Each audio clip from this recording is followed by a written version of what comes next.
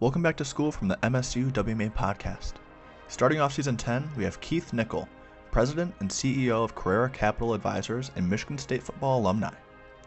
Listen in as he covers how he became introduced to the financial field and what prepared him for his career. We hope you enjoy. Welcome back to the Michigan State Wealth Management Association podcast. My name is Jacob Swartz. I'll be your host today, and today we have Keith Nichol. I'll let you introduce yourself. Awesome. Thanks, buddy. Keith Nichol. A little background on me. As a former athlete in a previous life, played football at Michigan State as a wide receiver and quarterback there. And, I give a lot of credit to Michigan State and say it all the time. Like everything good in my life, I can trace back to Michigan State.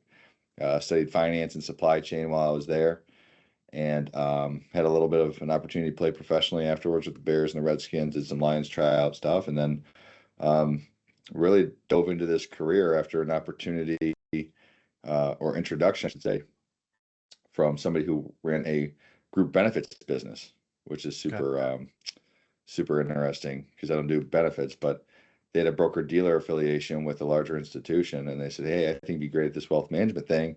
You should give it a shot and give it a look. And after 6 months of due diligence and looking into that, dove into this great career and built it up from zero into what it is today, and super proud of that over the last 10, 11 years, and hopefully just getting started.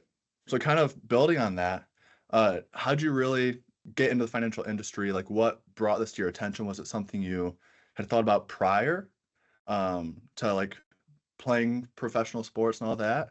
Or did you kind of, just hear about it from that friend like you said? Yeah, really just, I grew up in a small town on the west side of Michigan, outside of Grand Rapids, a town called Lowell, and blue collar town, hardworking town. And so why I share that is like, I didn't know what a financial advisor was, wealth advisor, whatever, name you want to give it. So it really took a lot of time for me to learn and understand the industry and the business. And, I tell kids or people all the time, not to so much focus on like, oh, this is the industry I want to go in, or this is what I want to do. It's like, it's more so like, what are your skills and traits and attributes that you're best at? And then kind of backpedal in from there, what opportunities might allow you to provide value most to other people based on your skill sets.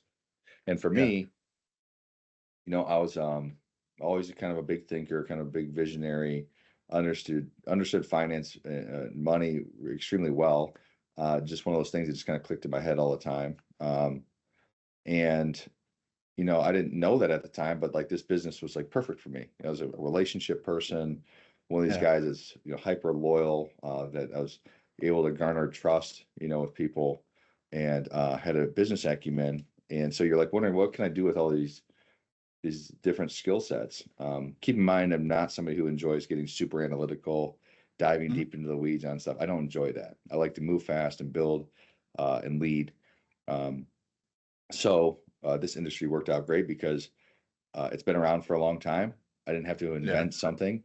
I'm not creative that way. But it was an industry where I knew I could provide value to people, connect with people, help them succeed. If they succeed, I succeed. We're all in a team environment. And again, the sports thing, I always wanted that team environment.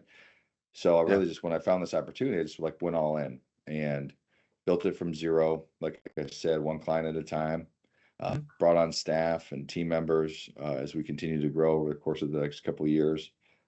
Was fortunate to have success and get great clients pretty quickly by providing them a lot of value and working hard. Then went through a merger and acquisition, bought a very successful advisor's book of business, and launched Carrera about 3 years ago. Carrera Capital Advisors is my company here. And, then we took it completely independent from that institutional setup that we were in previously. And now we're what's called an RIA, Registered Investment Advisor, completely independent, own the business outright, utilizing some custodians, the software we want to use, tech, compliance, and in-house investment team, the whole deal. Okay, very impressive. So I want to kind of jump back to the football whole entire situation. How have your experiences with that built into you being a financial advisor? Yeah, keep in mind, I've never had corporate experience, so I've never worked in some big company for some big boss that there's this bureaucratic, what people think of in going to corporate America. I've never experienced that. All I've experienced is championship level athletics. I was Yeah. fortunate to be at Michigan State when we were winning a lot of football games. I played for D'Antonio from 2008 to 2011. Prior to that, I was in Oklahoma playing for Bob Stoops, and Oklahoma was the pinnacle of college football at the time. Yeah. So I was just fortunate to be surrounded by just incredible coaches and people. And keep in mind, and also, Tom Izzo was somebody that was instrumental in getting me to Michigan State too. Was a part of my Mhm. recruiting process, and just this you're around winners all the time, right? Yeah. So you see Yeah. how these guys uh, build these incredible teams, and there's so much overlap and synergy in uh, championship level sports into a championship level business. And it comes down to just a handful of principles, and it's accountability, it's discipline, high standards, having high integrity and character. And if you can just implement that level of culture and then bring in highly talented people, like the rest kind of just takes care of itself. It's pretty incredible. Yeah. So the formula is not complicated. It's just hard to find great people. It's hard Yeah. to execute at a very high standard all the time, and to be disciplined all the time, to be accountable all the time, and to hold people accountable all the time. That's hard. People don't want to do it. But Yeah. if you do it, it all takes care of itself. So why I'm sharing all that is like, that's what D'Antonio believed in. That's what Izzo believed in. That's what Stoops believed in. Saban, you watch all these guys, like I Mhm. just mirrored what they were doing. And poured that into my business because that's all I knew. And that was the right formula for us. Yeah. Yeah. When I can tell you obviously brought Michigan State into the office, I'm seeing in the background you have the Sparty helmet, the Draymond Green jersey. So Hey man, I can't hide it, man. I'm a Michigan State guy through and through. I bleed it. great And to if you hear. saw my other side of my office here, you'd see even more Michigan State stuff. And Yeah. I'm not shy, and I'm proud of our university, man. Yeah. Oh, it's great to be proud of it. But can you give me a general idea of Carrera, the role in the financial industry, and also kind of the people that you had brought in with it, like with you? Yeah. So Carrera Capital Advisors is a private wealth advisory firm. Like, to give it a title that I think most people would understand, Yeah. we do private wealth advisory, strategic planning, and asset management. Asset management meaning investment management. We service clients in 41 states. Um, I think about, using round numbers, 60% is here in the Midwest, with the balance spread around pretty much the coast, right? California, New York, Florida, Texas, like Mhm. what you would think. So service clients all over the place, and thankfully technology allows us to do that pretty seamlessly. Yeah. Um, and we have tremendous in-house operations team members, investment team that's just done a tremendous job. And because of their success and the standards they live up to, that's what's allowing us to attract and bring in more clients. And um, Yeah. the role in our business too is like, not only are we bringing in more clients, but like, we want great advisors, team members, other advisory Yeah. firms to come join us and be a part of what we built, this platform that we feel is so special for them to plug into, and to give them a great opportunity to grow their business and grow their life. That's really the focus of myself in this seat. But Carrera as a whole is really out there to service and provide tremendous value to clients all over the country. Yeah. Great to hear. And hearing that it's throughout the country and all of that, what does your client selection process look like? How do you find clients, and how do you choose who you want to be your client? Yeah, so we know. Listen, I'm 36, and Mhm. so the industry average age is whatever it is, 65. I think plus or Yeah. minus a year or two. It's pretty incredible. So I see this as a tremendous opportunity to utilize, optimize technology, um, social media, like you name it, just like things that the industry has historically is not, really captured. Yeah. Um, Artificial intelligence, like just, I'm in this generation where I'm such a believer in it. Um, and these other guys just aren't willing to adopt it. That's Mhm. really helped us to not only be efficient in our firm, but to attract other people, other clients, and other advisors into joining us, because they're seeing that, right? That adoption and that aggressive, progressive kind of outlook on this industry. So that's really helped us in the attraction. And then listen, there's in terms of like how do you determine who you're going to bring on, and um, we've strategically built out here a firm that can service guys who own professional sports teams, Yeah. right? Family offices, all the way to, advisors that are going to service and take care of um, that up and coming affluent, like the guy that's, starting to do well in his career and, Yeah. maybe doesn't have a whole lot now, but he's going to build up and be successful over the next 30 years. Like we have advisors built out and curated for each segment of type of client, which we've done very strategically. Yeah. And then have you personally focused on one certain type of client, or do you kind of see the general bunch and whatever comes to you? Yeah, it's everybody has their certain skill sets, like I talked about uh, Yeah. in the beginning. For me, because I'm not the only advisor here, we have several. Um, like for me, you think about your personality. So your personality is going to attract a similar type of personality, Mhm. right? Um, and I'm just going to call it like it is. Like, yeah, I'm type A a little bit, hyper Yeah. competitive. Um, I like to keep things in executive summary, kind of macro level format, and to build the infrastructure behind the scenes to execute on the micro. So I work with people that are just like that. Like, so what are those people? Business owners, executives, entertainers, athletes, right? Like they want to focus on being elite at what they're at Hmm. what they're doing. They don't want to focus on this segment of their life, which is the management of their wealth, their money, their estate, whatever it might be. So that's the type of clientele that I generally work with. Um, Yeah. and I enjoy working with those types of clients. So you have to enjoy your client, and that's what's going to make you successful. We have other advisors here who they love working with that guy who's that blue collar guy that's been working at Ford for the last Hmm. 30 years and has busted his butt to put himself in a position to retire someday. And they've been holding their hand the whole time, getting them ready, and then they hold their hand through retirement. And they enjoy that type of client. Maybe that advisor's a little bit more blue collar, grew up that way, and thinks that way. Like, right. So we have these advisors that have these certain personalities and skill sets kind of geared towards a certain type of client. Because the one thing I never want to do, Jacob, and hopefully you guys, as you go into your businesses like this, is like Yeah. to be like that. Like, what's your minimum to come into the firm? And to me, that's BS. Like, Yeah. if somebody's a good person and a great person, they bust their butt. It's up to you to like have a business, in my mind, that can support that person. Don't make it Hmm. about money. If you make it about money and what they got and what they're bringing, like you've already lost. Yeah. We've heard a lot of firms that are very strict on as long as we can have somebody that's serious about this.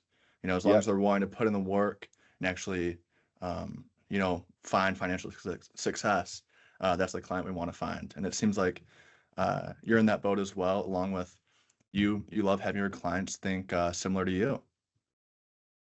So Yeah. No, you want to attract the type of person that you're best suited to help. so kind of building off of that, to define financial success, right? Are you finding with your clients it's more of the knowledge that you give them, or do you think it's more of the drive and wanting to truly put in the work? Yeah, it's interesting. People value different things. Some people come to the table with a tremendous amount of knowledge. Um, some people just want to offload work, stress, Yeah. and lean on our expertise to do that. So, for me, I'd say the clients that I work with the most, that they're working with myself. The other advisors might be a little different with myself, um, because they want to offload, Mhm. outsource the stress, the work, and it's a trust thing. Like Keith and Carrera, you take this over. Let me go do what I need to do. Yeah. Um, some of the other advisors, they probably say like clients are there because they want to understand everything and they want to, they want to be in the game with them, and so everybody's a little bit different. Yeah. So with your clients and also with your past history, what's a financial lesson that you wish people maybe learned earlier in life that they could apply now? Taxes for sure. Yeah. Um, you can play the tax game, you can win in the money game for sure. Um, I think understanding how just fundamental basic things in finance work, such as how do interest rates work, Mhm. time value of money, It doesn't have to be complex. The tax code is complex, but if you can understand and premise how to optimize the tax code, how interest rates work, just that stuff, like it can take you so far in life. Yeah. And then what brings you back to work each day? What keeps you going in this kind of hectic field at times? Well, what I failed to mention in the beginning is I have a wife and 4 kids. So Oh yeah. you got a family to, support and build, and Yeah. that's motivation enough. But, you know, I'd be lying if I said like I I have this, if I didn't say that I had like this massive burning fire in my gut all the time, that I've just been blessed to have that. Some people do and don't, I think. And I think the athlete thing is something that transcends over here. Is like you just wake up competitive as hell every single day. You want to go Yeah. win. You got a fire in your belly to be to be competitive and to build something. And also when you get momentum in life and in business, like you don't want to lose that. So you keep pushing that forward as hard as you can. And then Mhm. listen, at the end of the day, what we do, what you guys are going to aspire to do, if you guys go into this industry or into finance or anything, like Yeah. the responsibility you have sitting in this chair is insurmountable. Like people are entrusting you with their life, pretty Mhm. much, which is their money. Um, and the team members you have here are entrusting you with their life so that you can provide them an opportunity to grow and succeed. So you Yeah. can't take that lightly, and I don't. So that's a lot of motivation. All those things I just mentioned. Yeah. Yeah. And kind of coming out of like college and all of that, what do you think prepared you the most for where you are today? Whether it was a class or kind of an experience you went through. I'd like to pinpoint something, but I would, without a shadow of a doubt, I think just my time at Michigan State playing for Coach D'Antonio, Yeah. watching him lead, um, and how he built relationships, how he held people accountable, myself included, um, has taught me a lot. Like what I learned the most, I think, through my experience at Michigan State is that, you know, success is gonna, if you're doing the right things every single day, Mhm. with the right people, that success is inevitable. Like that's going to happen. So to me, like that's already done. Like winning championships, winning games, or being successful in business, that's already done. If you've built the formula with the right people, and execute on that formula, Yeah. right?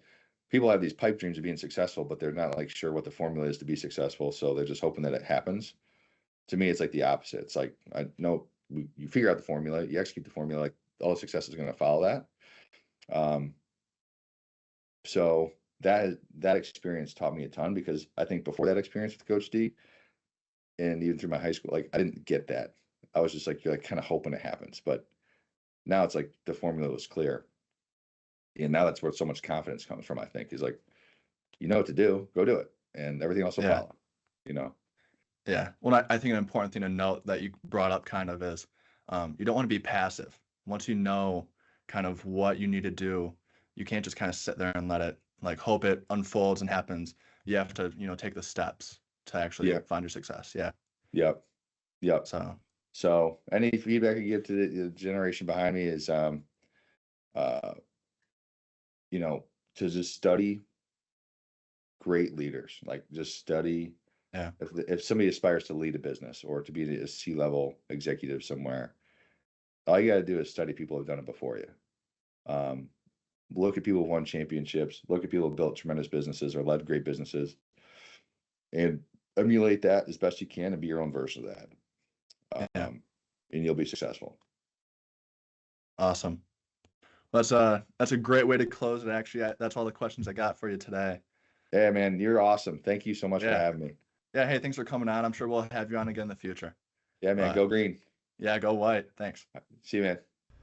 If you enjoyed this discussion, please like and share the podcast on Apple and Spotify. The WMA podcast is part of Michigan State University's Wealth Management Association, a student organization whose goal is to inspire the next generation of financial advisors. Feel free to follow us on social media at MSUWMA and check out our website at msuwma.com. Anything heard on either the MSU WMA or Spartan Journal podcast is for educational purposes only and should not be considered as investment advice.